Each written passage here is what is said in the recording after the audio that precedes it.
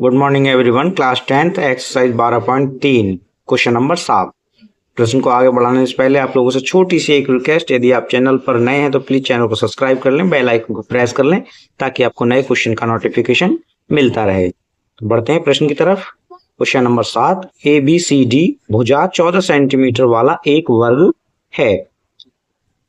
ये 14 सेंटीमीटर वाला एक वर्ग है ABCD। ए, बी, सी और डी को केंद्र मानकर 4 वृत्त इस प्रकार खींचे गए कि प्रत्येक वृत्त से 3 शेष वृत्तों में से वृत्तों को बाह्य रूप से स्पर्श करता है।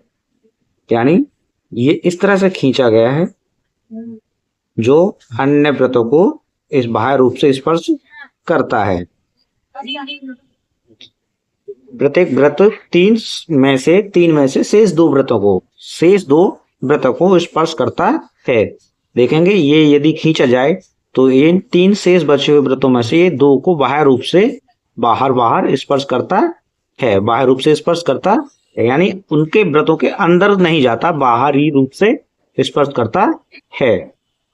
तो स्पर्श करता है। छायांकित भाग का क्षेत्रफल ज्ञात कीजिए। यानी जो वर्ग का अंदर बचा हुआ हिस्सा है ये, इसका हमें क्षेत्रफल ज्ञात करना है। तो देखेंगे हल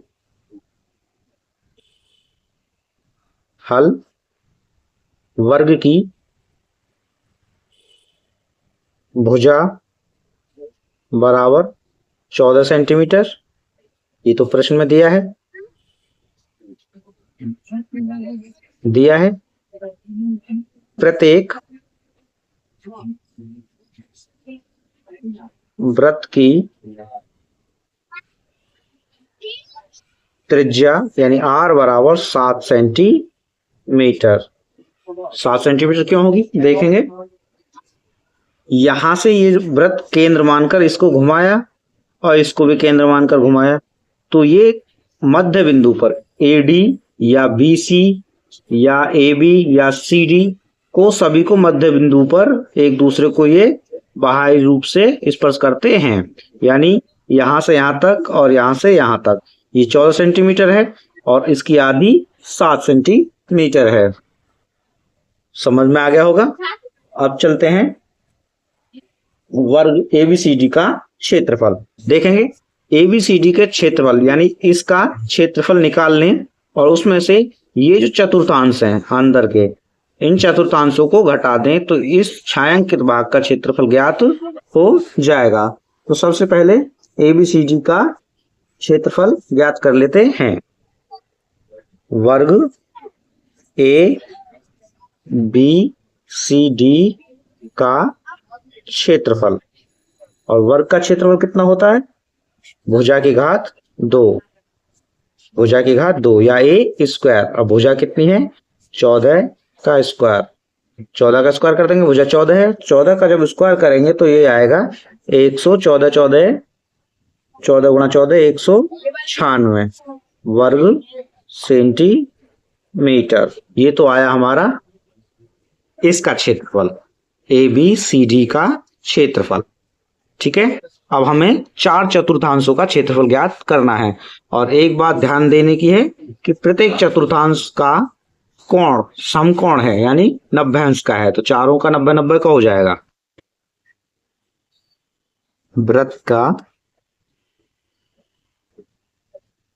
चतुर्थांशों का वृत्त के चारों वृत्तों के चारों चतुर्थांशों का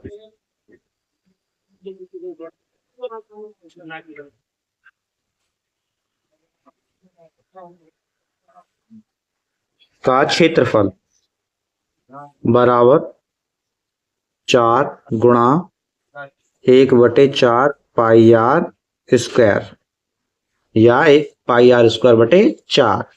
चूंकि ये पाई R स्क्वायर वृत्त का क्षेत्रफल होता है और चतुर्थांश का चौथा हिस्सा यानी 4 से भाग कर दें तो चतुर्थांश का क्षेत्रफल ज्ञात हो जाता है। तो 4 गुणा पाई को 22/7 खोल लेंगे, गुणा 4, ये 4 है नीचे वाला, और R अभी आपने 7 सेंटीमीटर, यानी 7 का स्क्वायर कर लेंगे, बराबर यहाँ 4 से 4 को काट दें तो ये बचेगा 22 गुणा 7 गुणा 7 बटे नीचे 7 है, 7 से 7 खत्म और 22 सत्ते 154, तो 7 दूनी 14 का 4, 7 दूनी 14 1 15, 154 वर्ग सेंटीमीटर। ये क्या है? चतुर्थांशों का क्षेत्रफल। कौन कौन से हिस्से का? इन हिस्सों का क्षेत्रफल, इन चारों हिस्सों का क्षेत्रफल। अब क्या करें कि वर्ग के क्षेत्रफल से चतुर्थांशों का क्षेत्रफल घटा दें तो ये जो आकृति है छायांकित भाग, उसका क्षेत्रफल ज्ञात हो जाएगा। छायांकित भाग का क्षेत्रफल बराबर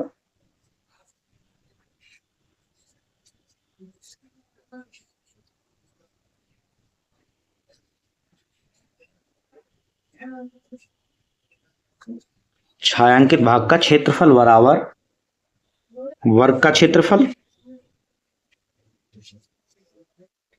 वर्ग का क्षेत्रफल माइनस चारों चतुर्थांशों का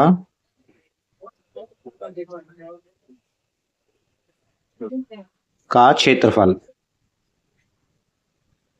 वर्ग का क्षेत्रफल 196 वर्ग सेंटीमीटर, 196 वर्ग सेंटीमीटर माइनस चतुर्थांशों का क्षेत्रफल 154 घटा देंगे तो ये होगा 6 में से 4 जाएंगे 2 और 9 से 5 जाएंगे 4, 1 से 1 जाएगा कुछ नहीं, यानी 42 वर्ग सेंटीमीटर आंसर। सूत्र देख लेंगे। वृत्त का क्षेत्रफल बराबर होता है पाई आर स्क्वायर, और अर्धवृत्त का बोले तो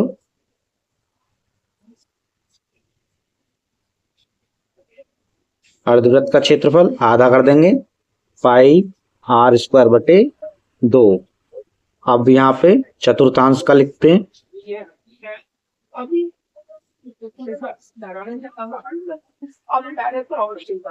बराबर पाई आर स्क्वायर बटे 4 या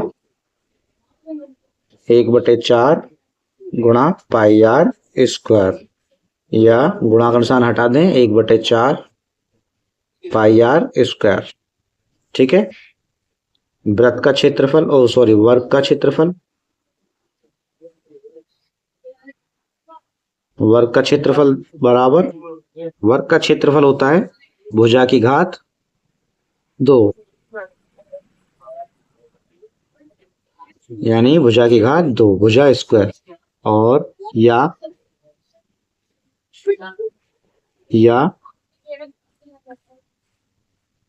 क्षेत्रफल बराबर ए स्क्वायर, यानी आर्म्स का स्क्वायर, और क्षेत्रफल को